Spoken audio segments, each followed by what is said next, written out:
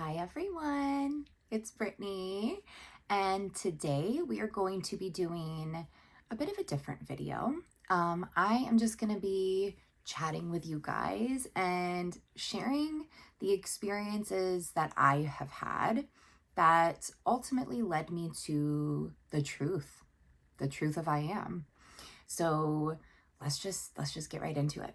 The first thing I want to say is, ever since I was a child, I always felt different. And of course, now I understand why I felt that way. But really, I felt like there was just something unique about me. Not that I had anything special. It wasn't that I was extremely smart. It wasn't like I was incredibly talented at something. It wasn't any of that. It was just I felt like I wasn't really a part of this world, if that makes sense. So because I was feeling that way, obviously, as you guys can probably figure, the first experience that I ever had was when I went to the mall with my mom. And as we were in line just waiting to get some food, I saw and felt really a woman just staring at me. And as soon as I turned over to see, she saw that I saw her and she walked straight towards me. And while this was happening, I don't think my mom was really aware of what was going on, but she ended up coming into the conversation to see why this woman was just talking to me. And basically what she said was, I don't know if you've ever heard about any of this before, but I feel compelled to share this with you. You have a beautiful aura. I can see auras, and it's a beautiful purple and blue and indigo.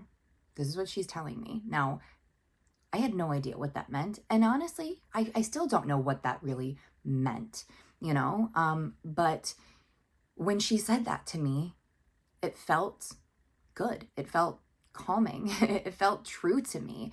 And it was that little thing that I had in my mind all along of, well, there's something unique about me. There's something different about me. And so when this woman was saying this to me, I was like, I knew it. I knew that there was something about me. Now, what she said was, you're a very special person and you have an amazing gift. And I think my mom asked her, well, what's her gift, And I don't think my mom really was buying into any of this, but she was like, well, what is it? And she said, you don't know this yet, but you are going to just help so many people. And to me, that sounded amazing. I always thought that that would be such a great role for me. And I was always the kind of person to help. I am a middle child of 5, and I was always like the mediator in the situations. If my brother and sister were fighting with each other, I was always the one to go to both of them, the younger two, and like help them figure it out. I'm just always that kind of person. I've always been that way. So when this woman was saying that to me, it just kind of confirmed what I already kind of knew about myself. Again, I was a child, okay? So I really didn't know, but it was just this like intuition that I had. So in any case, after I had that experience, I had it many more times after that. I would just be places with my family or my friends, and like someone would come find me and tell me the same kinds of things.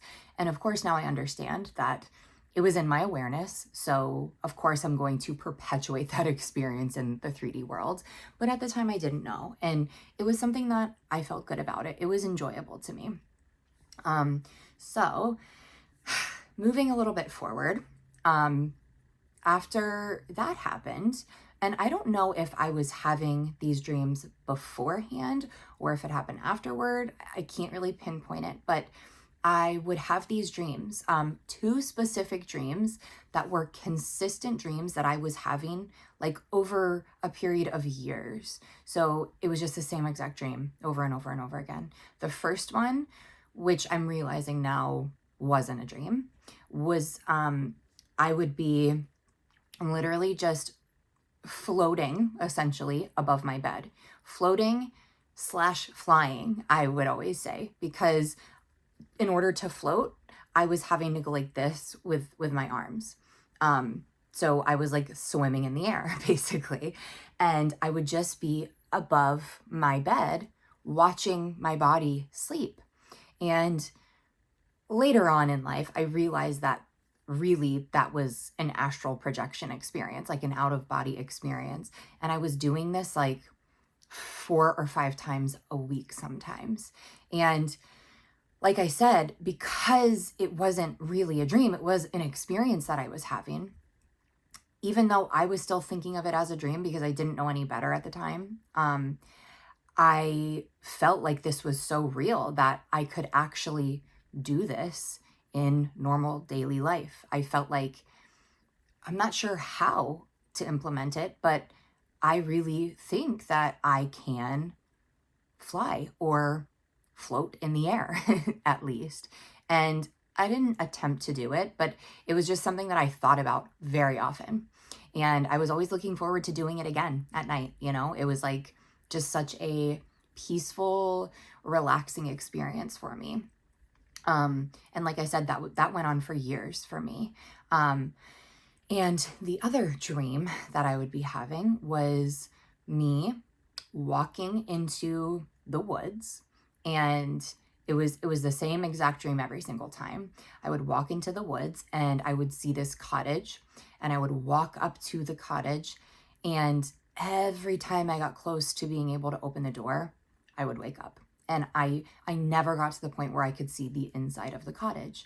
And it was super frustrating for me. And I was just like, why do I keep having these dreams? I don't understand. Like, it has to mean something. But again, I kind of just gave up on caring about it so much. And I eventually stopped having those dreams.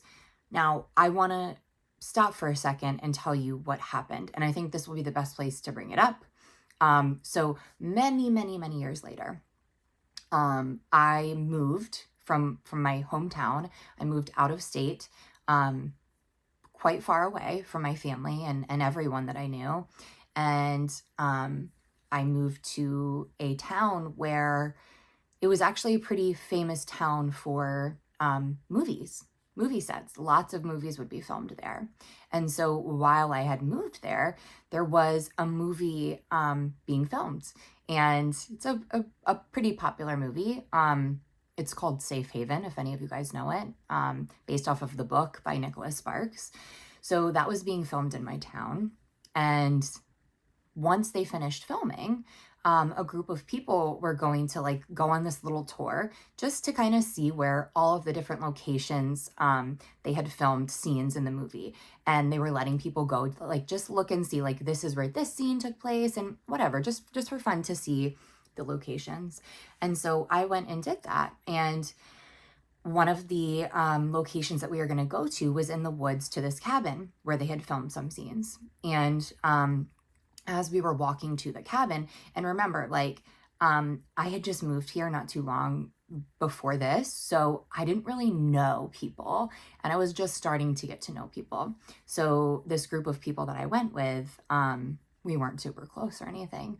So as we were walking to get to the cabin, I just was in shock because, wouldn't you know, the cottage that I was dreaming about every single night almost for so many years of my childhood was just right there in front of me.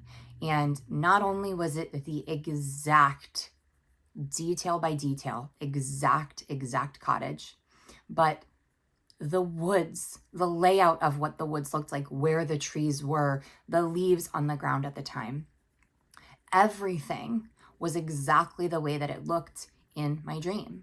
And so I don't know why this happened, you know, I didn't know what it meant. And truly, it didn't mean anything. It didn't mean anything, but I had to go see inside. And luckily for me, I was allowed to do that. Nobody was living there. It was like some historic site that like it wasn't allowed to be destroyed or torn down. And the person that was guiding us on this tour said it was okay for me to go in and just look. So I went in and looked around, and it looked pretty much exactly the way that I had always imagined it would look.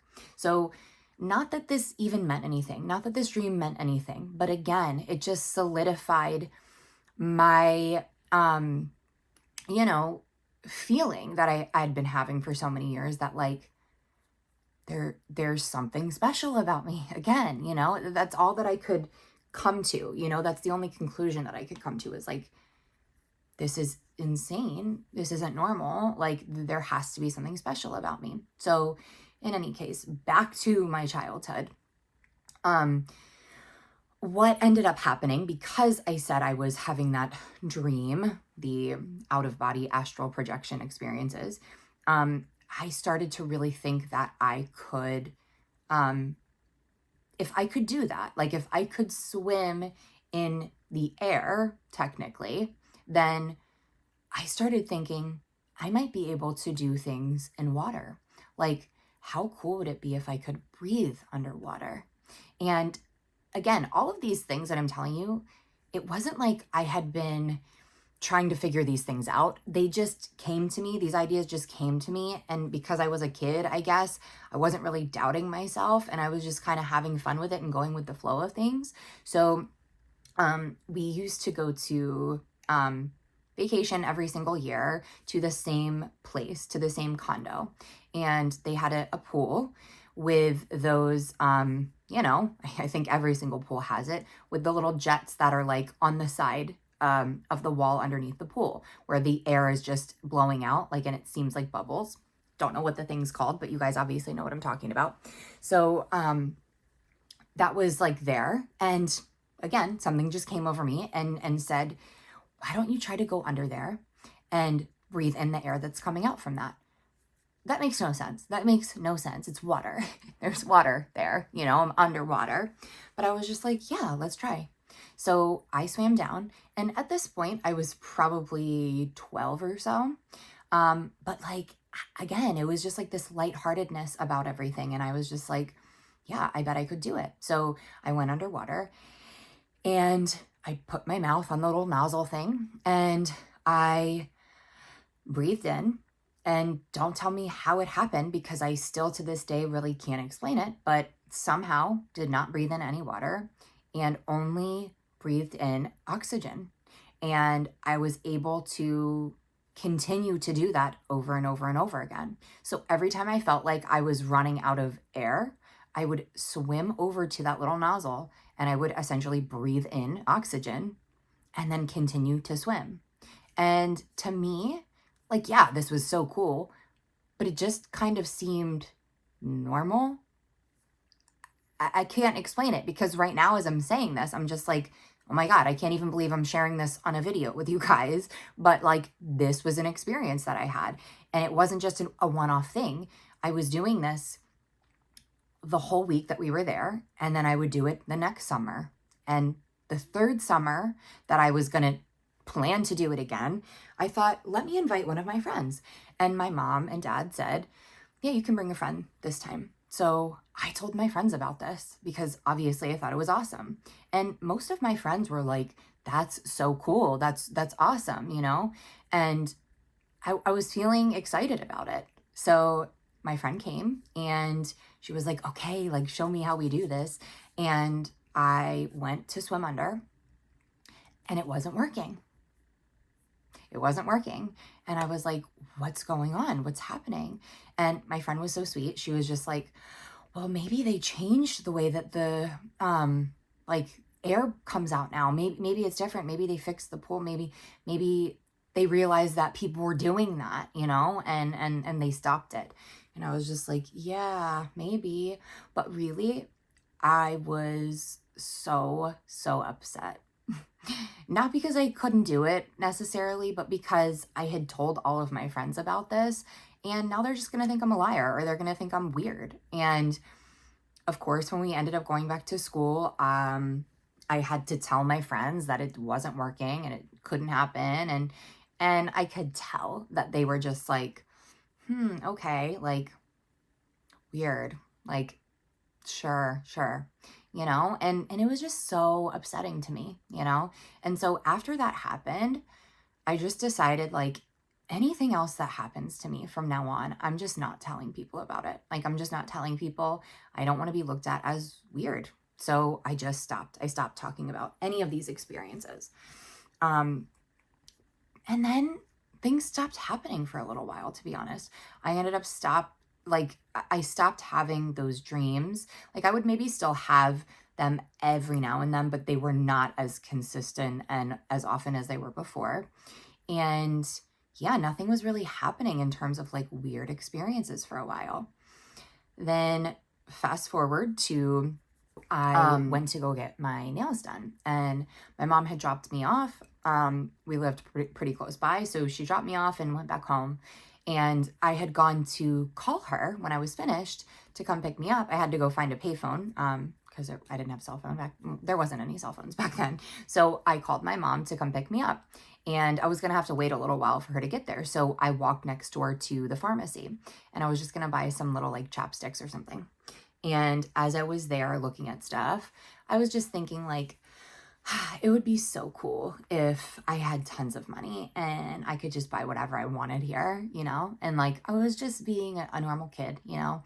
And when I had that thought, I then had another thought of like my parents telling me, well, you know, sorry, but money doesn't grow on trees. And I was like, just kind of being silly. And I was like, how cool would it be if like a big bag of money like could just fall from the sky and land in my lap? Like, that would be so awesome. And I was just thinking about that for a little bit, feeling really good about that. And then I was just like, okay, here we go. I'm paying for my chopsticks and I'm leaving.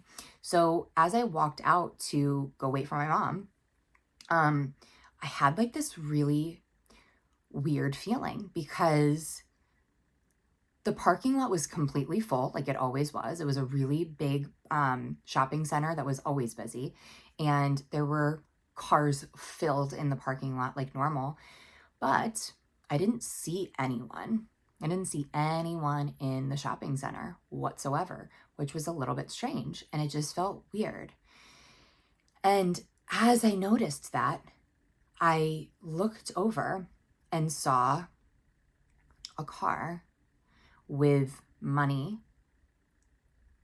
literally blowing out of, well, I can't say it was from the exhaust of the car, but from underneath the back of the car, appearing as if it was coming from the exhaust. Literally dollar bills just flying and blowing out of this car.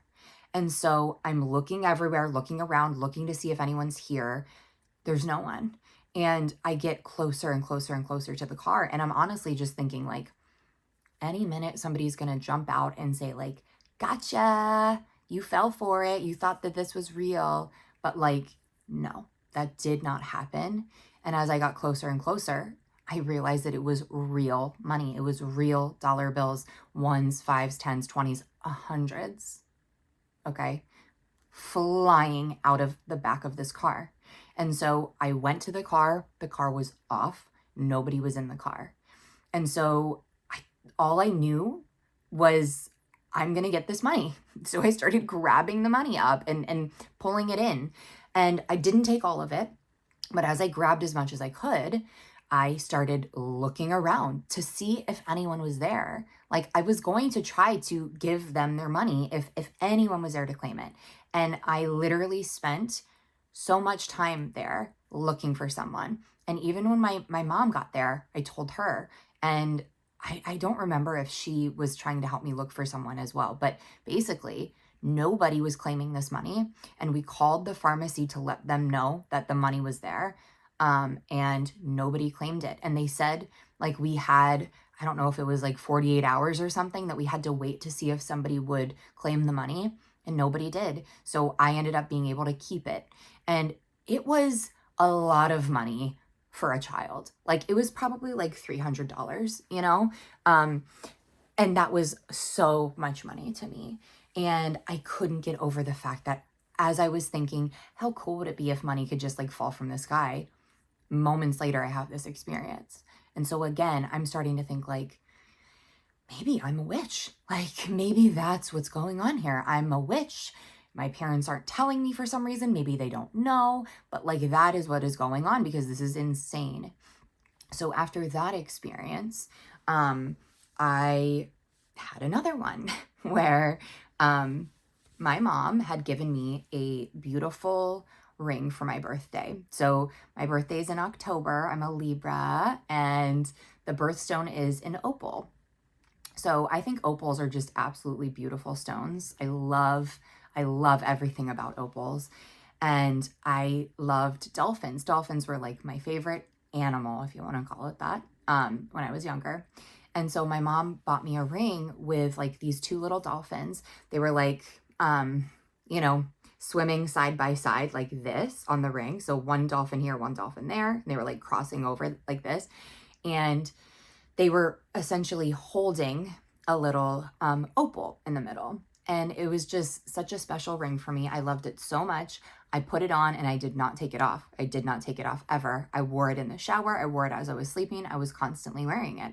And so after about a week and a half or something, I was getting dressed and getting ready to go to bed. And I pulled my shirt up like this over my head. And as I pulled it up, I felt my ring kind of catch on my shirt. And so when I looked down to see if it was okay, the opal was gone. And I was like, oh no. Well, okay, obviously it's here. I'm in my bedroom. So let me just look. I started looking around. I looked everywhere.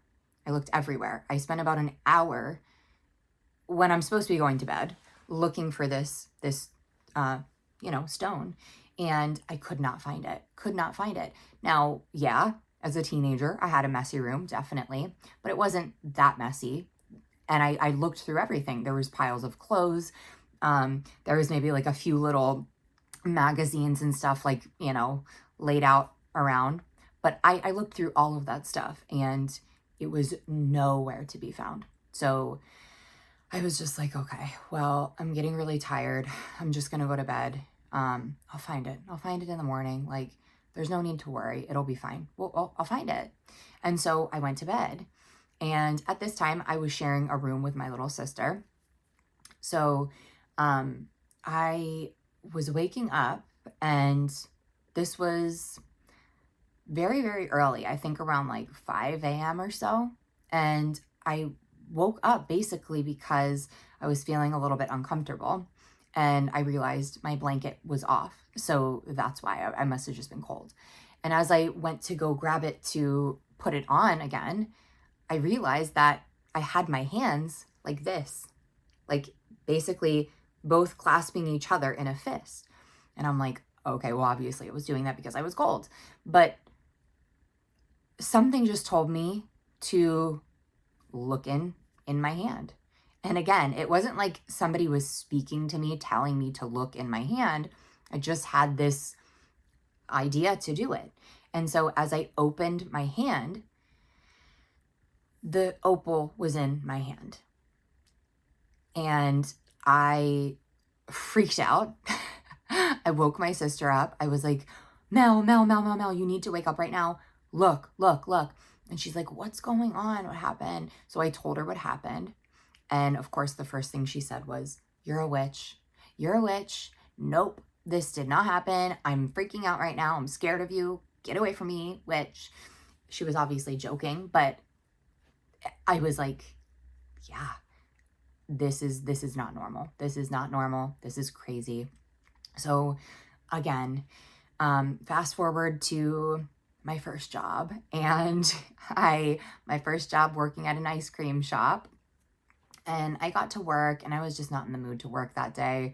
I think I had like a 4 or 5 hour shift or something, but I was just like, oh my gosh, I don't feel like working. And I got there. I had been there, which it felt like for like 2 hours already. And I asked my friend what time it was. And she was like, and she went to go look at the clock and she's like, oh, it's 1. And I'm like, oh, seriously, it's only 1 o'clock. Oh my God, I want to go home. And she was like, I know, right? Me too. So we were just talking and I walked like to stand next to her right in front of where the clock was. And I'm just looking at the clock. We're just talking, but we were just both staring at the clock. And I was like, "Ugh, I wish it was 5 o'clock right now." And she was like, yeah. And as soon as I said, I wish it was 5 o'clock, the hands on the clock started spinning like crazy, extremely fast, just started both spinning and around and around and around and around. And my coworker was like, no, you did not. And then she's like, everybody come here. Look what Brittany did. And, everybody was screaming, making such a big deal about it. And even though it was freaky to me, it was just like, I just was kind of used to it at this point. Like, this is just my life. Like, these weird things happen to me, And of course, I was just trying to say, guys, it's nothing. The clock just malfunctioned. Like, maybe the battery needs to be replaced. And my manager was trying to help me, like, yes, it's fine. But I think my manager was kind of freaked out about it too, honestly. And yeah, so after that, everyone that I worked with was like, Brittany the witch, everyone calling me a witch. And yeah, so then from there, honestly, lots of things happened. But it was just like years and years and years of this. I had gotten into a couple different car accidents in my life. And every time that I did, it was like right before the collision happened, I had some sort of a voice telling me like, look, watch out, stop, things like that. And two of the accidents were not my fault whatsoever, but the one accident was my fault. And even that ended up much better than it could have been. But with that one, even that was my fault.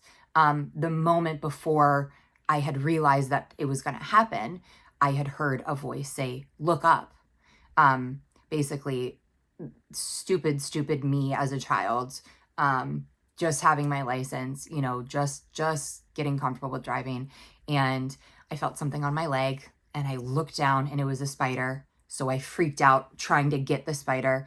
And obviously, very, very stupid move on my part. But as I was looking down, I heard look up, and I looked up and then hit the car in front of me because it was a red light.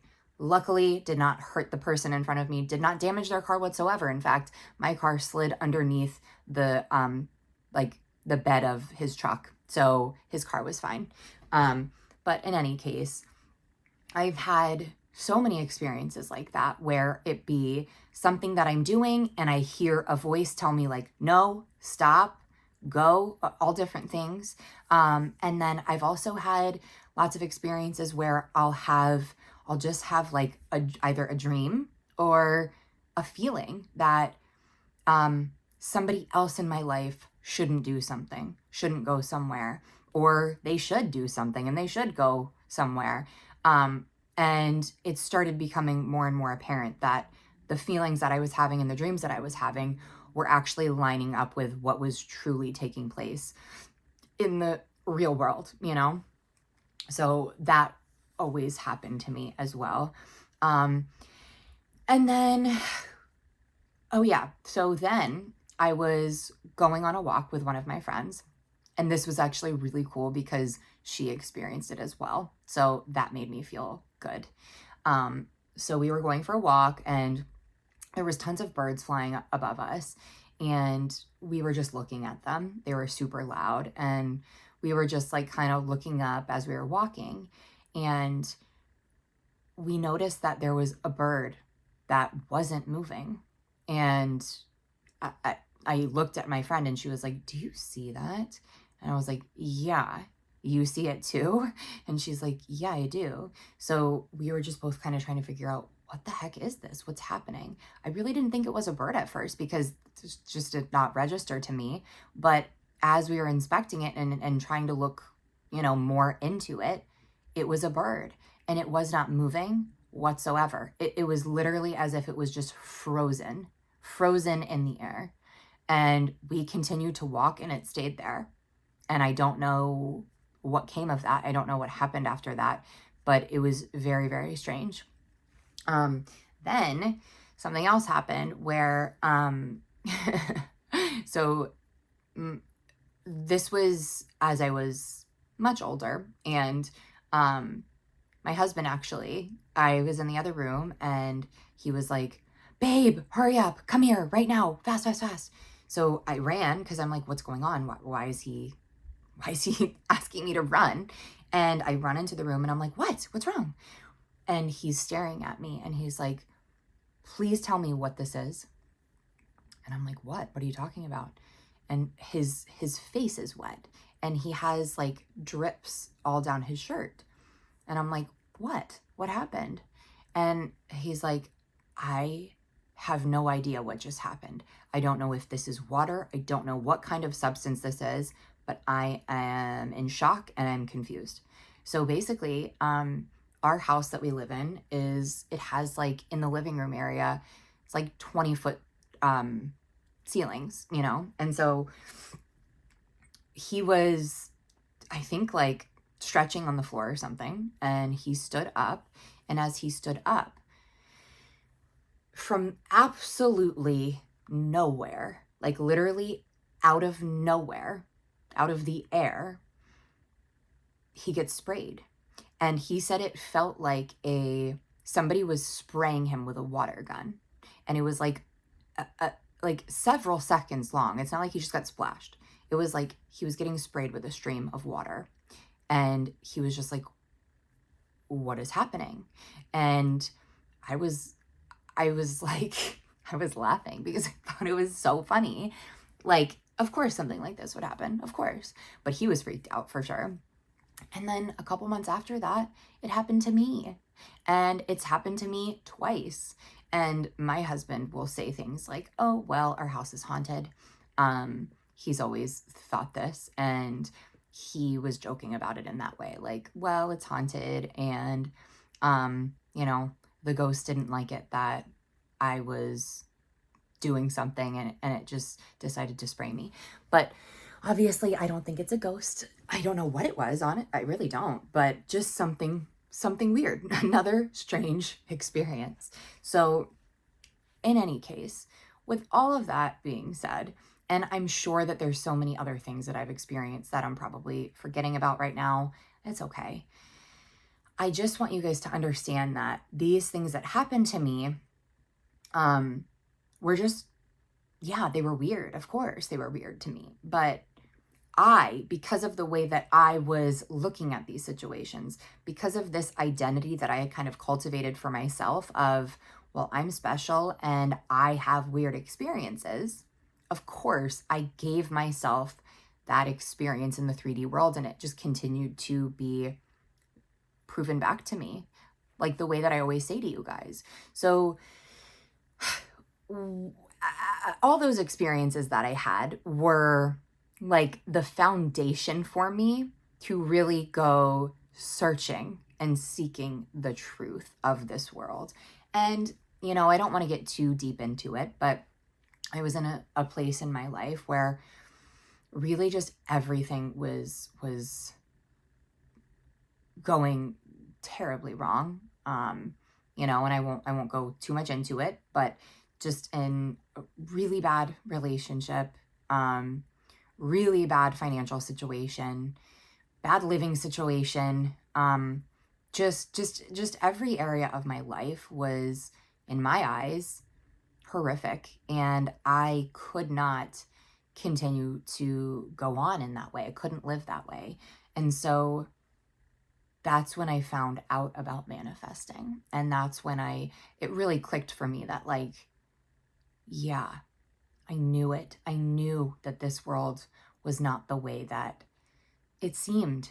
It's not the way that people portrayed it as. And now this manifestation just makes so much sense to me. Now, with that being said, I didn't go on to just be incredibly successful with manifestation. Not at all, not by any means. I spent many, many years trying to study and search for answers and figure it out and practice. And to be honest, all that did was push me further and further away. And this is why I'm here teaching what I'm teaching, because I know that that's one way to go about it. That is a way. That is a way to get into manifestation and go through all of these different techniques and different rules and different just ways of experiencing the life that you want to experience. But for me, you don't need to go through all of those things. Yeah, you might do it, and that's okay. It all helps you. It's all a learning process, learning experience, I should say. But truthfully, you don't need that. You don't need to learn anything. You want to recognize who you are and who you've always been. So whether or not you do that by reading and researching, that's okay. But at some point, you have to stop all of that and you have to come to this place of acceptance. And for me, the way that I did that was by taking a break from learning and consuming all of these books. And again, at the time, like, this was 17 years ago, by the way, when I learned about manifestation. So it wasn't really a YouTube thing. Maybe it was, but I wasn't finding things on YouTube. I wasn't looking for things on YouTube. I was finding books and I was reading, and I was looking on some forums, like trying to find other people's experiences and all of that. But truthfully, what I'm trying to say is that you guys don't need any of that. You don't need any of that. And I am going to film a video talking about what I actually did to finally realize who I am, because I think that a video on its own will be very helpful. But truthfully, it's not about what you do. It's not about what you learn. None of this is that. It's a remembering, it's an acceptance, and it's a choice, really. All of this is a choice to accept that this is really truly who you are here, and to allow everything to unfold from that acceptance.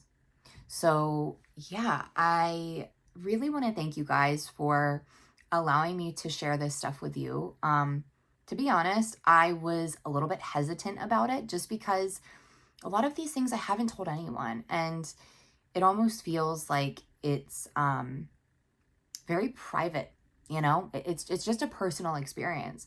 So if it didn't resonate with you, that's totally okay. This is my own experience, and I'm sure you guys have your own experiences as well. So if any of you want to share, please do. I am absolutely open to hearing all of anything that you want to share. But if not, that's totally okay too. But yeah, I just wanted to say thank you guys so much for being open and allowing me to feel safe to share this with you all. So thank you so much. I hope that this was helpful for you. I hope it was at least entertaining.